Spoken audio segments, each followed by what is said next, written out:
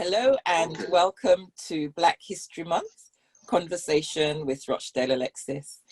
And today I'd like to introduce my guest, his name is Dele Williams, and I'd like him to introduce himself to us. Thank you. Thank you, Rochdale. Hello, listeners. My name's Dele Bello Williams. I am currently the Executive Director for the National Institute for African Studies, which is actually located in 5 locations in the country. We have locations in West London, in Southwest London, in Basingstoke, we believe, and our head office is in Windsor. But we actually started out in year 2000, officially registered in year 2000 in Slough. So that is my connection to Slough. I've lived in Slough for 25 years.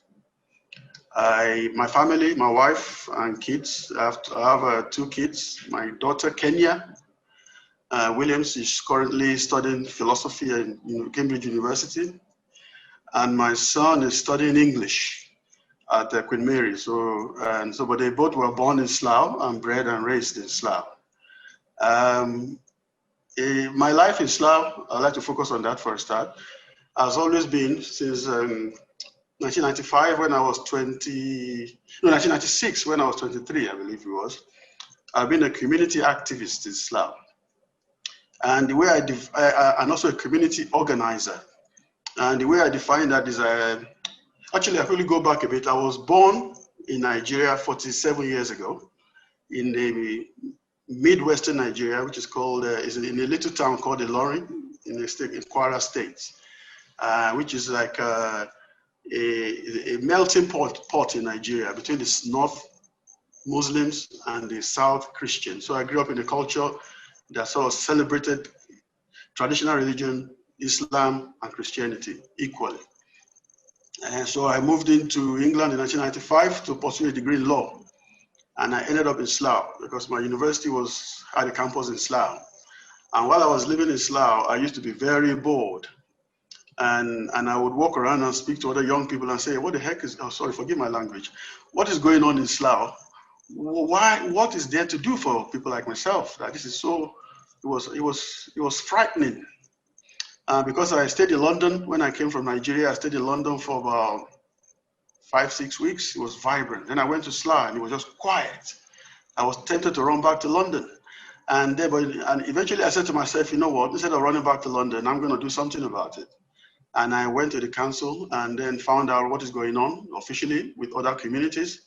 And I started to organize African and Black art events. So I will bring in dance group into Slough, working with Tina. Mm-hmm. And also I would do exhibitions of African culture. And as a young man in my early 20s in Slough, there was something in Slough called One World Festival. People that have been in Slough for more than 30 years will remember that. And then we were some of the pioneers and bringing in Black aspect of the culture into One World Festival. So that's how I got my taste of community organizing. Mm-hmm. And then I went on from there and thought I should do more than that. And I started to help people in the community to access services that they weren't able to access, especially people in the Black community. At the time, there was a lot of problems with exclusion of Black kids from school. And because I was studying law, I was passionate about this issue. I would represent many parents, especially single mothers. I would go into Slough schools, and at the time, some of the teachers thought I was the father of every Black child in Slough, because I would be the only male that showed up at multi-agency meetings with social services, head teachers, and it would be myself and the mother. And sometimes the mother would not show up, I would show up. And so really, that was really some of the most inspiring and satisfying times of my life. And some of those kids now have left university, they have their own families. They even see me in Slough, they don't recognize me anymore. But I'm quite excited about what input I had into their lives. And there were so many other projects that I organized in Slough. Like I organized a project to help Black people to get into colleges as tutors. Because there was a time you could hardly find any tutor or lecturer in colleges that's black. So I did that, and also helped black people to get into management and working with the multi-agencies around Berkshire. So that's been my life in Slough. But my family still lives in Slough 25 plus years on. Although I'm currently in Nigeria by myself, I've sort of taken my activism overseas, but Slough is my roots. That's where I became a proper man in Slough. That's nice to know. So we're in the month of Black History Month. Yeah. So really, I'd like to find out, what does Black History Month mean for you? That's a complex question, but I'll try to answer it. As you would appreciate, I've been involved in Black History Month for more than 20 years, since I started community activism. Just a quick detour into history. Black History Month was never a British invention, it was American. And the Americans had very clear goals, as far as I'm concerned, when they started Black History Month, which was that, okay, the Americans suffered a lot of Black Americans suffered injustices, and they wanted a recognition for their contributions to society, the American society, let's be specific. And so the slavery abolitionists, to the first black members of the House of Congress, to other black people who are doing well in business in the Black Wall Street, they wanted space, they wanted to be heard. And that is how Black history came to be. And it has become a very important export now that is now being exported to Canada, to the United Kingdom. So those three countries are very strong celebrants of the Black History Month. And so when we started to work on Black History Month, we were taking a cue from the American brothers, which meant that in England at the time also, which is actually looking back, influenced the projects that I got involved in. Because looking back, in 25 plus 30 years ago, you could hardly find any black people in positions of authority anywhere in Slough. Very few in the whole of England as a whole. And then we were sort of having this push that we need to have more black managers, we need to have more black lecturers, we need to have more black young boys staying in school. So I think, if I look back, just a reflection, the Black History Month that started in America as an avenue for Americans to be heard became sort of a vehicle and a platform for us in Slough. I'm not going to say England, I'll focus on Slough.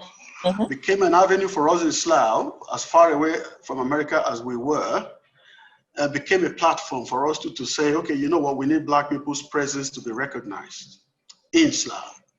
And as we did that, we also were aware there are so many other groups of people who are doing the same in Reading, in Sheffield, in Scotland. Unlike the Americans, and this is where the history deviates now. Unlike the Americans, I would not say that we've made much progress. And I will say, for instance, in the areas that I'm most disappointed about is the school curriculum. Curriculum does not reflect the true contributions or the journeys of black people in England and the United Kingdom as a whole. And we've been sort of pressurized, maybe putting pressure all along, but we've met very rock solid wall. And a lot of changes were taking place in the local authorities, in the police to some extent, but not in the schools. The schools were very resistant to change. And so at that point, we started to think of Black History Month in England, for me personally, as a tokenism, just a token lip service. Because the most fundamental aspect of influence, of change, is the education of young people. Yes. Or shall I say, what we have now is the miseducation of young black people in the British education system. And we tried very hard to get the curriculum from the Department of Education, going through the processes to recognize that Black history is intertwined with African history. First of all, that's the first recognition that we needed to be had, which we did not succeed. I'm sad to say we did not succeed. And after recognizing the intertwined nature of Black and African history, then the next level is to acknowledge that Black history is beyond slavery and colonialism. Yeah. Because the problem with education that is history of Black people that is centered around colonialism and slavery is a perpetuation of stereotypes that Black people are essentially victims.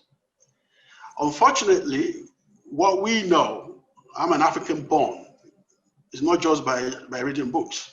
And also what we know from studying African history while I was a student in primary school is that the history of Africa is quite deep and wide before the first interactions with white people or Western civilization, to use a more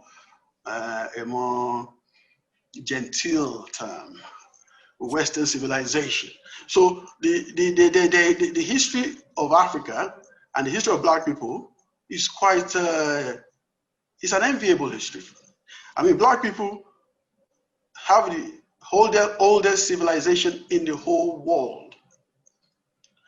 And they're talking about like the Egyptian civilizations to the Mali Empire, to the Benin Empire, which I grew up in, and to the associated music, culture, even the working of iron ore, which is the basis for the Western industrial civilization, has happened in Africa at least 1,000 years before the first working of iron happened in the West.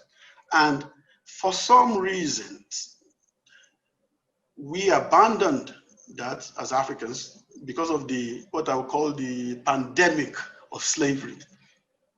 So once slavery happened, there was a collective trauma that happened to Africa and to Black race. And that slavery now has colored who we are as Black people, unfortunately. And who we were before that time is now being written off history because the conquerors tend to write the history. And the history that I've lived through in England for 25 plus years that my children are sadly living through is the one that sort of depicts me and my ancestors as victims. And how can we rewrite history then? Because we need to be telling the truth. Yeah, thank you very much. So really, to rewrite this history, I believe that there has to be an acknowledgement first and foremost. And you see, the problem with this understanding or between that is required to move forward is that there's resistance outside and there's resistance within. So not a lot of people like the thoughts, talk less of the acceptance, acknowledgement that African history and Black history is one. It is. So long as we continue to fight amongst ourselves or to allow others to divide and conquer us by trying to celebrate Black History Month separately from African History Month, we actually we are non-starters. There's no point. Oh, and I'm talking to you from a man that's been doing Black History Month event for 20 plus years. There's no point. Because if you look at the situation okay, what do we hope to achieve if we were successful? What would success look like?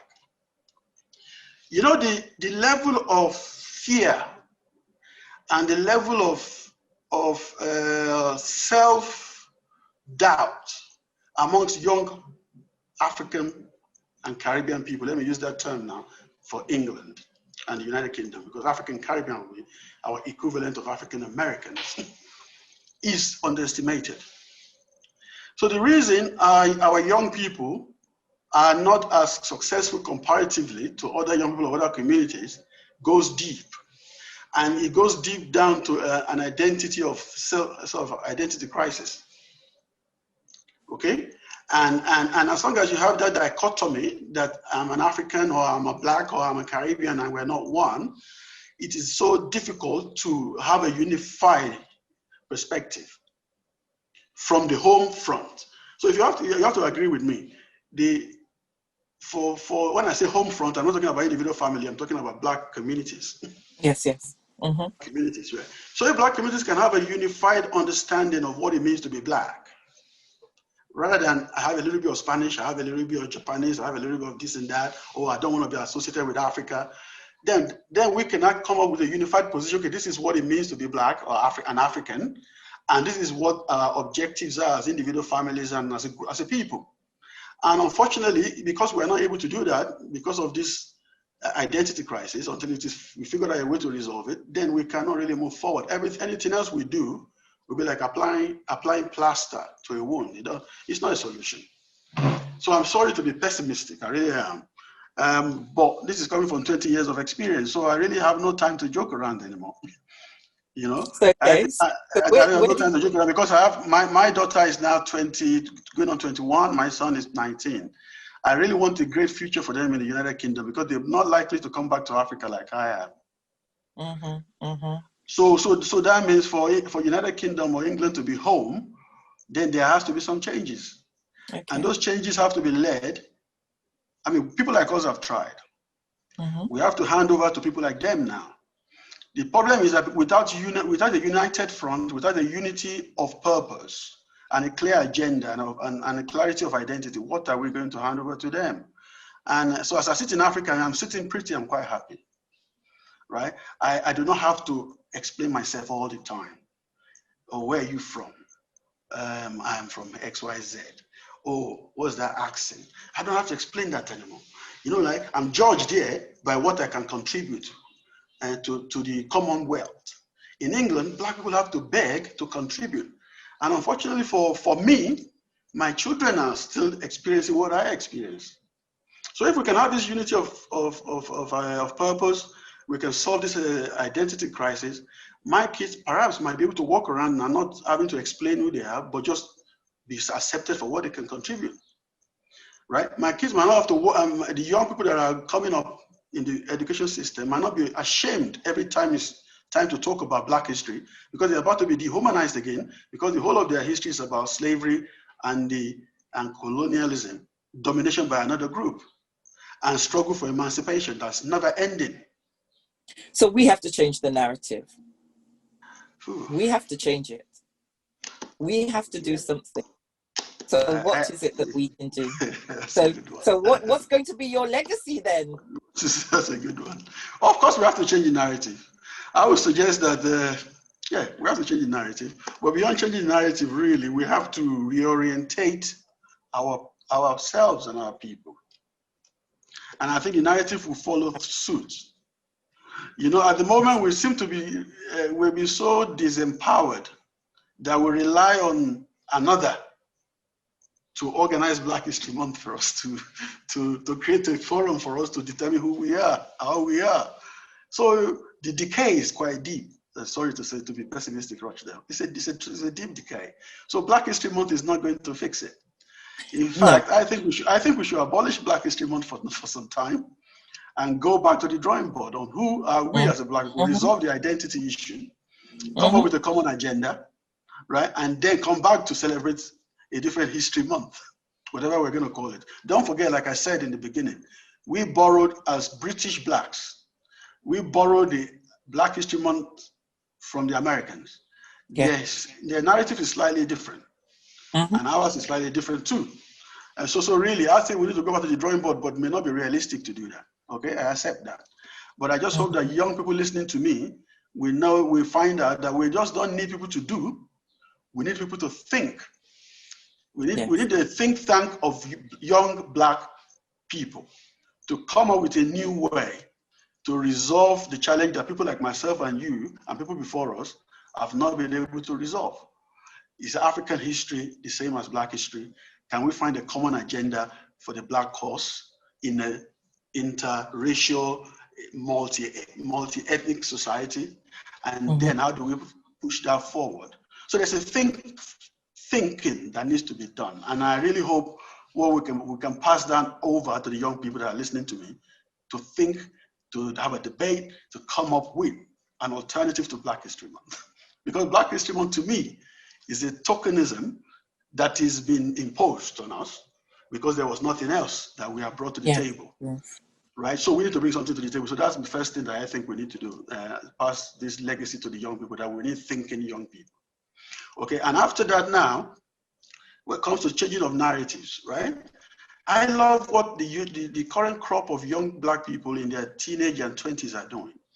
They are sort of taking ownership of their culture and their cultural expressions. They give me hope.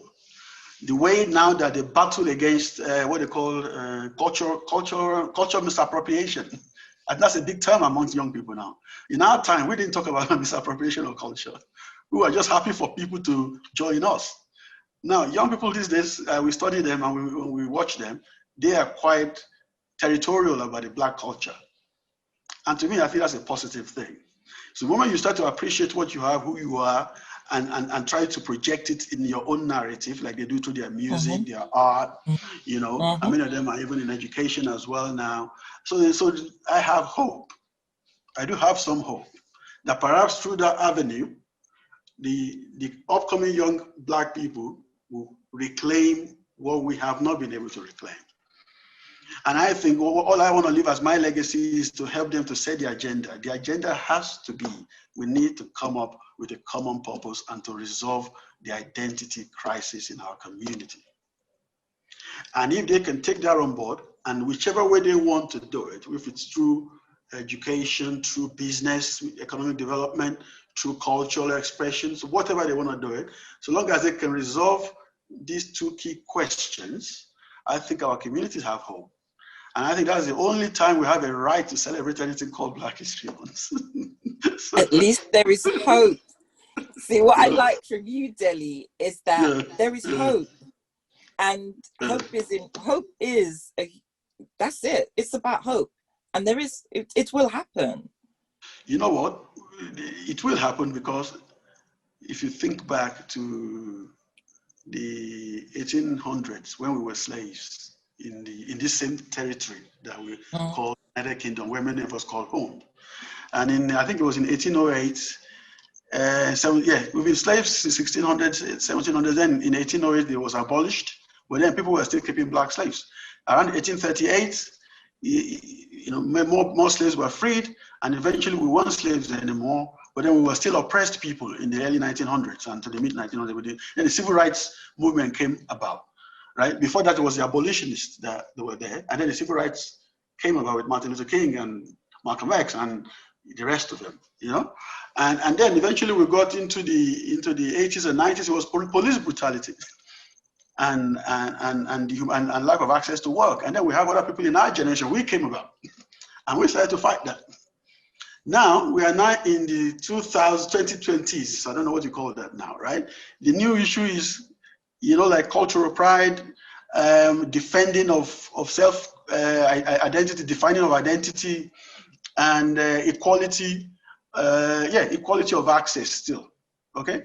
But this identity issue is big thing now in music, in Black music, in all music, right? And so not because the identity issue that I'm talking about as a key is now become a major issue in art, expression of drawing and paintings. It's a major issue in singing, in films, right? I believe that the young people are on the cusp of resolving the identity crisis and coming up with a unified statement and purpose for Black people. So the solution for the time does come. And I think we're in that time now. Unfortunately, it's not in our hands as far as I'm concerned. It's in their hands of people that are listening to me and are going to be listening to me. That as they resolve this identity, Black identity issues in their music, in their culture, they should please come into politics as well, come into journalism, come into business, and resolve it there too, right? And have a unified purpose. And what I hope for ultimately is what I'm beginning to see a little bit of at the moment, which I'm part of it, is that a lot of Blacks born or who have lived in the United Kingdom for a long time will no longer find it difficult to interact with Africa. We will find it effortless and seamless to move between the African identity, Black and British. And I can see also, like I think I mentioned this to you before, very good signs in our work as we research what is going on. A lot of Black young people are migrating, even although many of them temporarily, just to reclaim their identity. They are migrating to Senegal, to Ghana, and to Liberia, even to parts of, so and these are young Black people that were born in the United Kingdom, And older guys like me too are doing the same, right? So really, I can see that the reclaiming of the Black identity and the fusing of it with the African identity, intertwining of it with the African identity, is going on by itself. People know it. They may not have conceptualized it and verbalized it like me, but they know it's the need of the hour, and they are doing something about it in their own way. You see, and so I'm very gratified by that. And for instance, now I'm now staying in the north, back to my area where I was born, which is north central Nigeria, and we're trying to resolve the crisis of terrorism mixed with poverty and identity problems between Islam and Christianity in the northern part of Nigeria, which is causing a lot of chaos at the moment. So we're thinking and trying to figure out a solution. I'm in my element now, because I'm trying to solve a problem that I have been solving in England and solving it on a larger scale, but also solving it with complete acceptance by the people around me. So it makes my life and my job a lot easier than when I'm being challenged all the time in the United Kingdom, even for suggesting a good idea. You see? Amazing. So now that I see young people from Slough and other parts of United Kingdom coming in and out of Africa, trying to reclaim their identity and go back and then manifest who they really are as individuals rather than whatever the system classes them to be, I'm excited. You know, in our parliament now, in the UK parliament, we have a lot more Black parliamentarians. The Black ones among them from Chuka Umuna. Okay, I think Chuka is left now. And then we also have a lady in Newcastle and a few other people in London. Many of them do come back to Africa for a period of time to reclaim and to re-energize, and then they go back to England and then settle down because they've settled the identity issue. And then they now act confidently like an African, Black, British. You know, so the young people that are doing it as well, we're going to be starting a research to trace their journey, to see when they come into Africa, stay for 6 months, 1 year, to get back in touch with themselves, so who they really are, and they go back to England. What difference does it make in their ability to influence change? The anecdotal evidence at the moment is that it does make a difference. From the people that I'm telling you who are now in the UK Parliament, if you check some of those Black guys out, many of them will come to Africa to live and then they go back, even though they were born in the UK. Yes. Right. And the identity of the people, the Blacks that are coming back to Africa to reclaim themselves are not just Blacks like myself who have African direct roots. A lot of Jamaicans are living in Ethiopia. They are living in Senegal. A lot of Caribbeans. Actually, they did not come from the UK, they came directly from the Caribbean. I mean, can you really imagine that? People will leave the Caribbean to Africa in order to go back to the Caribbean to really fully manifest themselves. Right, and people are doing that a lot in the UK too. And that is a positive thing, and this is the right thing for us to be doing. Yeah, I think so too. But we need more Black intellectuals, genuine intellectuals, to help us to figure out this identity issue and to reclaim it, or study what is going on, reclaim it, rephrase it, and represent it in a way that the young Black people that are yet unborn can grow up and find it. So they wouldn't need to travel to Africa like me or other people. They will have Africa in them in the UK and just carry on without apologies to anybody in making change. So really, you can see that I have hope. Of course I do. I have to. Otherwise, I wouldn't have been doing or done what I've done, what I've done so far. But I also have my reservations and worries that if we don't have this Black intellectual movement, the new Black intellectual movement, to reclaim, re-narrate the African Black identity, British identity, then I cannot see it being practical for Black young people in the next 50, 60 years that are not born to all have to come to Africa first before they can know who they are and present who they are. So there has to be intellectual work to be done. And I really hope that people will contact me at the end of this thing who are thinkers. Because like I said to you at the beginning, I am the executive director for the National Institute for African Studies. It's still in the UK. We're in many places. We employ close to, at the moment, we have 15 staff because of Corona. We've reduced some of our staff. But we always have people, we have a panel of, something called the panel of experts, who are people who have a contribution, who have a thought to contribute. and they can join our panel of experts. If you please don't forgive me for plugging our work, right? Because we need to figure out this question. We need to find this answer to this question that I keep posing. And apart from the panel of experts, we also have a journal called the Saharan Journal, which is a journal where Black intellectuals and writers can publish their work for the rest of the world to see. So we publish alternative voices on the Saharan Journal, so you can find it online. I think it's called the SaharanJournal.com or something. Yeah, right. And so this Saharan Journal, people that have original thoughts on solution to problems in the Black community, whether it's in the UK, whether it's in Africa, we publish their work so that the rest of the world can know about their thoughts.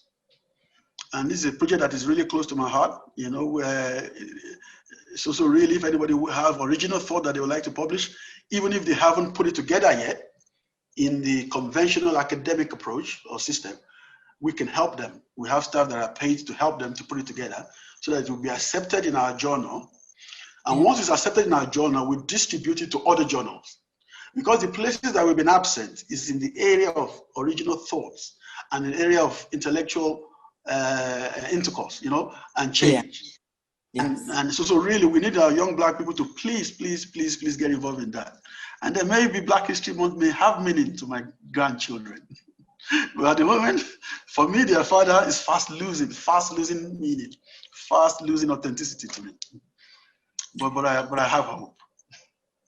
Dele, thank you so much for joining me on having a conversation with Rochdale. I so appreciate you giving your time, and you know, change is coming and there is hope. And just in closing, John, before you go, I just want to thank yourself and Tina Brooks for taking on this mantle to document people like myself who have had this experience so that it's not lost. Because of the oral nature of our history as African people, we tend to be at a disadvantage because we don't publish, we don't document. So what you are doing is going to have far-reaching implications. And we would like to support you in any way and whichever way we can. So thank you so much. Thank you. Thank you.